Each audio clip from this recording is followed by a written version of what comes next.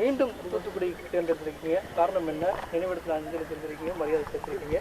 தூத்துக்குடியும் மீண்டும் தேர்ந்தெடுத்துக்கான காரணம் என்ன?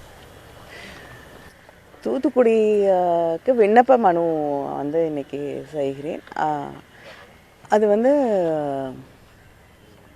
நான் 5 ஆண்டுகளாக தூத்துக்குடியிலே பணியாற்றியிருக்கிறேன். தூத்துக்குடி மாவட்டத்தில் இருக்கக்கூடிய பிரச்சனைகள், அந்த மக்களுடைய எதிர்பார்ப்புகளை புரிந்து கொண்டிருக்கிறேன் என்று நினைக்கிறேன். அதனால்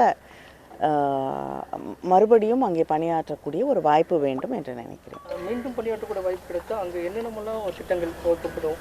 ஏற்கனவே இந்த 5 ஆண்டுகளுக்கு தாண்டி புதுசாக நீங்கள் திட்டங்கள் ஏதாவது? தேர்தலில் வந்து வேட்பாளராக அறிவிக்கப்பட்டால் நான் சொல்கிறேன். இந்தியா கூட்டணி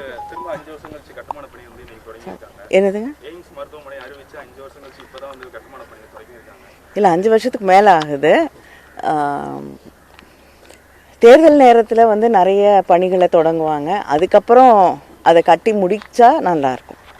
இந்தியா கூட்டணி மூலம் நேற்று வந்து பிரதமர் பல்வேறு குற்றச்சாட்டுகளை பதிவு செய்யறதுக்காகவே பரிந்துரை மாதிரி இருந்துச்சு. அரசியல் பல்வேறு கருத்துக்கள் முன் வச்சிருக்காங்க, அதை எப்படி பார்க்குறீங்க?